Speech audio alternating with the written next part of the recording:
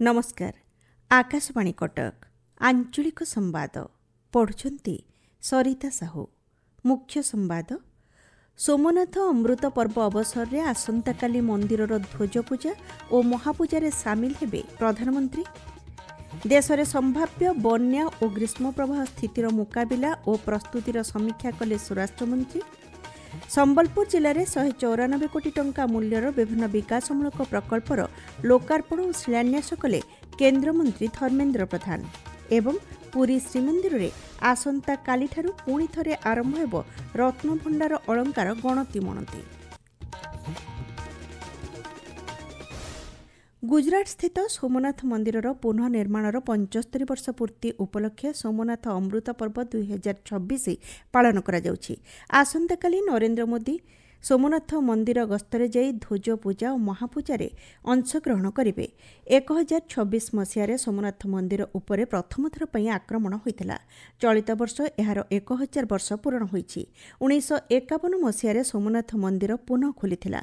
चलित वर्ष यार 75तम वार्षिकी पालन करा जाउछि। भारतर प्रथम राष्ट्रपति डॉक्टर राजेंद्र प्रसाद 1951 मसीह एहाकु देश उद्देश्य उत्सर्ग करथिले। भगवान शिवंक 12टी आदि ज्योतिर्लिंग मध्यरु प्रथम भाव सोमनाथ मंदिर एक पवित्र स्थान भावे मान्यता लाभ करिछि। ओडिया भाषा साहित्य संस्कृति विभाग आनुकूल्य भुवनेश्वर स्थित लिंगराज मंदिर ठारे आसंताकाली पूर्वाह्न 10 घटिकार सोमनाथ स्वाभिमान पर्व कार्यक्रम आयोजित हेब। एथिरे मुख्यमंत्री मोहन चरण माझी मुख्य अतिथि भावे जोग देबार कार्यसूची रहिछि। स्वराष्ट्र मंत्री अमित शाह आज नुआदिल्ली में देश में संभाव्य बन्या एवं ग्रीष्म प्रवाह स्थितिर मुकाबिला नहीं समीक्षा करिसेंति। श्री शाह एक उच्चस्तरीय बैठक में केंद्रीय संस्थागुड़िकर प्रस्तुति मानव संबलर नियोजन एवं विभिन्न संस्था भितर समन्वय रक्षा सह विपर्यय समय शून्य प्राणहानि उपरे गुरुत्वारोप करिसेंति। बैठक में गोष्ठी सचेतनता पर्याप्त मात्रा रिलीफ सामग्री महजुद रखिबा उपरे आलोचना होइथिला। आसाम बीजेपी नवनिर्वाचित विधायक दल बैठक में डॉक्टर हिमंत विश्व शर्मा को नेता भावे निर्वाचित करा जायछि। एनडीए विधायक दल बैठक में डॉक्टर शर्मा नेता भावे मनोनीत होइछन्ति। उभय बैठक में केंद्रीय पर्यवेक्षक भावे वरिष्ठ बीजेपी नेता जगत प्रकाश नड्डा एवं सह पर्यवेक्षक भावे नायब सिंह साइनी उपस्थित थिले। टीवी के मुख्य सी जोसेफ विजय आज तमिलनाडुर मुख्यमंत्री भावे शपथ ग्रहण करिछन्ति। नेहरू इंडोर स्टाडियम ठारे पूर्वाह्न 10 अनुष्ठित शपथ ग्रहण समारोह में राज्यपाल राजेंद्र विश्वनाथ आर्लेकर श्री विजय को पद और गोपनीयतार शपथ पाठ कराइछन्ति। तांको सहित 9 जन मंत्री भावे शपथ ग्रहण करिछन्ति। राज्य में ग्रीष्म प्रवाह को दृष्टि रखी मुख्यमंत्री जन अभियोग शुणाणी आसंताकाली बंद रहिब। भुवनेश्वर ठारे हेबाक थिबा ए शुणाणी कार्यक्रम बंद रखा जाइथिबा नि साधारण प्रशासन और साधारण अभियोग विभाग पक्षरु जणाई दिया जाइछि। परवर्ती अभियोग शुणाणीर तारीख जनसाधारण को संवादपत्र माध्यम जणाई दिया जिवो। उच्च शिक्षा मंत्री सूर्यवंशी सूरज आज भद्रक जिला धामनगर निर्वाचन मंडली में विभिन्न उन्नयनमूलक प्रकल्पर उद्घाटन और शिलान्यास करिसेंति। बिलंडा बोडक पंचायत दुग्ध शीतलीकरण केन्द्र मंत्री उद्घाटन करिसेंति। परे अंदराईठारे मार्केट कम्प्लेक्स कुबेरा पंचायत ठारे कम्युनिटी केन्द्रर शिलान्यास करिसेंति। एही अवसर में मंत्री श्री सूरज कहिसेंति केन्द्र एवं राज्य सरकारଙ୍କର विभिन्न जनकल्याणकारी योजना लोकों पाखरे पहुंचाइबा पई सरकार प्रतिश्रुतिबद्ध। आपण माने आंचलिक संवाद शुणुछंती आकाशवाणी कटक केन्द्ररो। केन्द्र शिक्षा मंत्री धर्मेन्द्र प्रधान आज संबलपुर जिलार नाकटी देउल रेढ़ाखोल एवं जुजुमुरा ब्लॉकर विकास पर 194 कोटी टंका व्यय 48 विकासमूलक प्रकल्पर उद्घाटन और शिलान्यास करिसेंति। पर्यटन और ऐतिह्यर विकास को गुरुत्व दे नाकटी देउल ब्लॉक अंतर्गत भीममंडली इको हेरिटेज साइट्र भूमिपूजन कार्यक्रम में श्री प्रधान मुख्य अतिथि भाव जोग देइथिले। एही ऐतिह्य स्थलीर विकास पर प्राय 8 कोटी 30 लक्ष ऊर्ध्व टंका अनुमोदन होइछि। पर्यटन स्थलीर विकास कार्यस्वरूप प्रवेश पथ सेतु भ्यू पॉइंट और सौरशक्ति व्यवस्था अत्याधुनिक सुविधा और विश्राम गृह निर्माण कराजिब। नाकटी देउल अंचलर लोकमानक सुविधा पई कम्युनिटी हेल्थ सेंटर नूतन भवन एवं युव क्रीड़ाविद को प्रोत्साहित करबा पई एक मिनी स्टाडियम निर्माण निमंते पदक्षेप निया जायछि। रेढ़ाखोल ब्लॉक अधीन रे थिबा रामपुर गिरीशचंद्रपुर रास्तार उन्नतीकरण कार्य को त्वरान्वित करा जाउछि, जहा अंचलर गमनागमन व्यवस्था ବ୍ୟବସ୍ଥାକୁ ସୁଗମ କରିବ। ଶୁଭାରମ୍ଭ ହୋଇଥିବା ଏହି ପ୍ରକଳ୍ପଗୁଡ଼ିକ ସ୍ଥାନୀୟ ସାମାଜିକ ଓ ଆର୍ଥିକ ବ୍ୟବସ୍ଥାକୁ ସୁଦୃଢ଼ କରିବା ସହ ଲୋକଙ୍କ ଜୀବନଶୈଳୀରେ ବ୍ୟାପକ ପରିବର୍ତ୍ତନ ଆଣିବ ବୋଲି କେନ୍ଦ୍ରମନ୍ତ୍ରୀ କହିଛନ୍ତି। ସମ୍ବଲପୁର ସହରରେ ଆଗାମୀ ଦିନରେ ହେବାକୁ ଥିବା ପବିତ୍ର ଶୀତଳଷଷ୍ଠୀ ଯାତ୍ରା ନେଇ ଆଜି ପ୍ରାକ୍ ପ୍ରସ୍ତୁତି ବୈଠକ ସ୍ଥାନୀୟ ସର୍କିଟ୍ ହାଉସ୍ଠାରେ ଅନୁଷ୍ଠିତ ହୋଇଯାଇଛି। କେନ୍ଦ୍ର ଶିକ୍ଷାମନ୍ତ୍ରୀ ଧର୍ମେନ୍ଦ୍ର ପ୍ରଧାନଙ୍କ ଅଧ୍ୟକ୍ଷତାରେ ଅନୁଷ୍ଠିତ ବୈଠକରେ ଜିଲ୍ଲା ପ୍ରଶାସନ, ପୁଲିସ ପ୍ରଶାସନ ଓ ଶୀତଳଷଷ୍ଠୀ ଯାତ୍ରା ସମନ୍ୱୟ ସମିତିର ସଦସ୍ୟମାନେ ଉପସ୍ଥିତ ଥିଲେ। ବିଗତ ଦିନର ଅଭିଜ୍ଞତା ଆଧାରରେ ଚଳିତ ବର୍ଷ ମଧ୍ୟ ଶାନ୍ତି ଶୃଙ୍ଖଳାର ସହିତ ଯାତ୍ରା ପାଳନ ପାଇଁ ଶ୍ରୀ ପ୍ରଧାନ ଗୁରୁତ୍ୱାରୋପ କରିଥିଲେ।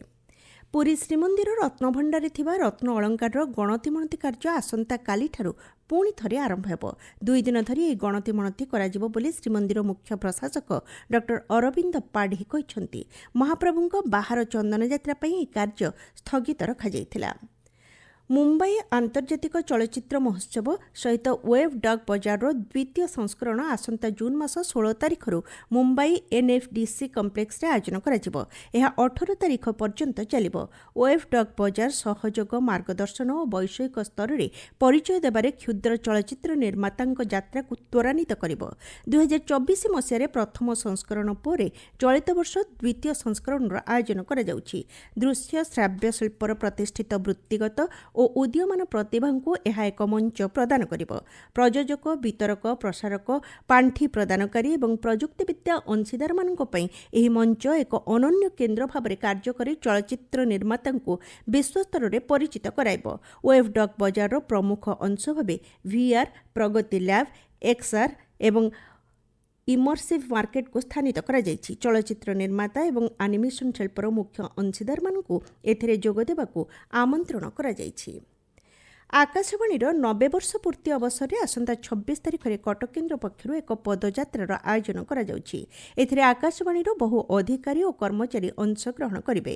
ଏହି ଅବସରରେ ଗତକାଲି କଟକ ଓଡ଼ିଆ ବଜାର ସ୍ଥିତ ନେତାଜୀ ସଂସ୍କୃତି ଭବନରେ ଏକ ସଙ୍ଗୀତ ସମ୍ମିଳନୀ ଅନୁଷ୍ଠିତ ହୋଇଥିଲା।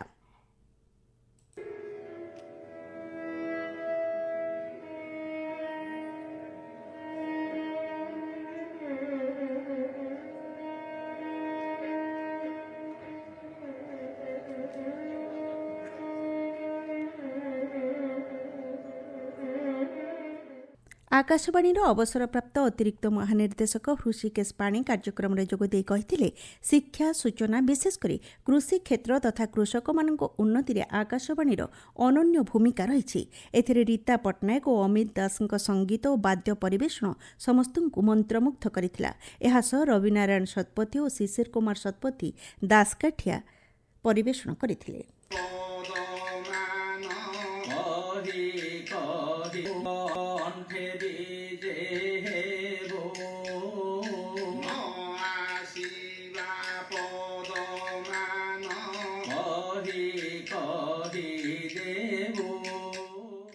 ଶରୀରକୁ ସୁସ୍ଥ ଏବଂ ନିରୋଗ ରଖିବା ନିମନ୍ତେ ଏବଂ ରୋଗ ପ୍ରତିରୋଧକ ଶକ୍ତି ବୃଦ୍ଧି କରିବା ଉଦ୍ଦେଶ୍ୟରେ ଆଜି ସାରା ବିଶ୍ୱରେ ଲୁପୁସ୍ ଦିବସ ପାଳନ କରାଯାଉଛି। ଜଟିଳ ସ୍ୱୟଂକ୍ରିୟ ରୋଗ ପ୍ରତିରୋଧକ ବିହୀନ ଏହି ଅଜଣା ଭୂତାଣୁ ଏବେ ବିଶ୍ୱବ୍ୟାପୀ ବହୁ ଲୋକଙ୍କ ମଧ୍ୟରେ ଦେଖାଦେଇଛି। ରୋଗର ସ୍ଥାୟୀ ଚିକିତ୍ସା ବ୍ୟବସ୍ଥା ଏପର୍ଯ୍ୟନ୍ତ ବାହାରି ପାରିନାହିଁ ଏବଂ ଦୈନନ୍ଦିନ ଜୀବନଶୈଳୀକୁ ଏହା ବିପର୍ଯ୍ୟସ୍ତ କରିଦେଉଛି। ଚଳିତ ବର୍ଷ ଏହି ଦିବସର ବାର୍ତ୍ତା ରହିଛି ଲୁପୁସ୍କୁ ଲୋକଲୋଚନକୁ ଆଣିବା। ଏହାକୁ ଅଣଦେଖା କଲେ ଏହାର ଭୟଙ୍କର ପରିଣାମ ପରିଦୃଶ୍ୟ ହେବ। ଏହି ରୋଗର ପ୍ରଭାବରେ ଶରୀରର କୋଷ ଏବଂ ବିଭିନ୍ନ ଅଙ୍ଗ ପ୍ରତ୍ୟଙ୍ଗ ଆକ୍ରାନ୍ତ ହେବା ସହ ଖଞ୍ଜା, ଚର୍ମ, ବୃକକ, ହୃତ୍ପିଣ୍ଡ ଏବଂ ଫୁସ୍ଫୁସ୍ କ୍ଷତିଗ୍ରସ୍ତ ହୋଇଥାଏ। ଏ ସମ୍ପର୍କରେ ଡାକ୍ତର ସମ୍ବିତ ସୁବୁଦ୍ଧି ଆକାଶବାଣୀକୁ କୁହନ୍ତି। ହେଉଛି ଗୋଟେ ରୋଗ ଯୋଉଥିରେ ଆମର ଇମ୍ୟୁନ୍ ସିଷ୍ଟମ ଆମ ଦେହ ଏଗେନ୍ଷ୍ଟ ହିଁ ରିଆକ୍ଟ କରେ, ଯୋଉଥିରେ କି ଏ ଶରୀରର ସବୁ ଅଙ୍ଗକୁ ଆଫେକ୍ଟ କରେ। ଯେମିତି କି ଆମର ସ୍କିନ୍ ଆଫେକ୍ଟ ହୁଏ, ଯୋଉଥିରେ କି ଆମର ଏଥିରେ ବଟରଫ୍ଲାଏ ରାଶ୍ ହୁଏ, ପୁରା ମୁହଁରେ ରାଶ୍ ହବ, ଯୋଉଟା କି ଆମର ନାକ ସନ୍ଧିକୁ ଛାଡିକି ପୁରା ବଟରଫ୍ଲାଏ ର ରାଶ୍ ଦେଖାଯିବ। ଏହା ଛଡା ଆମର ଗଣ୍ଠି ମଧ୍ୟ ଏଥିରେ ଆଫେକ୍ଟ ହୁଏ, ଜଏଣ୍ଟ ପେନ୍ ହୁଏ। ଯେତେ ଜଲ୍ଦି ଆମେ ୟାକୁ ଡିଟେକ୍ଟ କରିବା, ତାକୁ ସେତେ ଜଲ୍ଦି ଆମେ ତାକୁ ଟ୍ରିଟ୍ କରିକି ଏ ବହୁତ ଜଲ୍ଦି ରେମିସନରେ ବି ରହିବ। ପାଣିପାଗ। ଦକ୍ଷିଣ ଆଣ୍ଡାମାନ ସାଗର ଏବଂ ଏହାର ପାର୍ଶ୍ୱବର୍ତ୍ତୀ ଅଞ୍ଚଳରେ ସୃଷ୍ଟ ଘୂର୍ଣ୍ଣିବଳୟ ଲଘୁଚାପରେ ପରିଣତ ହେବାର ସମ୍ଭାବନା ରହିଛି। ପାଣିପାଗ କେନ୍ଦ୍ରର ସୂଚନା ଅନୁସାରେ ଏହାର ପ୍ରଭାବରେ ରାଜ୍ୟରେ ବର୍ଷାର ପରିମାଣ ବୃଦ୍ଧି ପାଇବ। ଆସନ୍ତା 24 ଘଣ୍ଟା ମଧ୍ୟରେ ବିଜୁଳି ଓ ଘଡ଼ଘଡ଼ି ସହ ବର୍ଷା ହେବା ନେଇ 17ଟି ଜିଲ୍ଲାକୁ ସତର୍କ ସୂଚନା ଜାରି କରାଯାଇଛି। ମୁଖ୍ୟ ସମ୍ବାଦ ପୁଣିଥରେ। ସୋମନାଥ ଅମୃତ ପର୍ବ ଅବସରରେ ଆସନ୍ତାକାଲି ମନ୍ଦିରର ଧ୍ୱଜ ପୂଜା ଓ ମହାପୂଜାରେ ସାମିଲ ହେବେ ପ୍ରଧାନମନ୍ତ୍ରୀ। देशରେ संभाव्य बन्या और ग्रीष्मप्रवाह स्थितिर मुकाबिला और प्रस्तुतिर समीक्षा कले स्वराष्ट्रमंत्री। संबलपुर जिले में 194 कोटी टंका मूल्यर विभिन्न विकासमूलक प्रकल्पर लोकार्पण और शिलान्यास कले केन्द्रमंत्री धर्मेन्द्र प्रधान। एवं पुरी श्रीमंदिर में आसंता कालीठारु पुणी थरे आरंभ हेब रत्नभंडार अलंकार गणति मणति। आंचलिक संवाद आज पे एतिकरे शेष होला।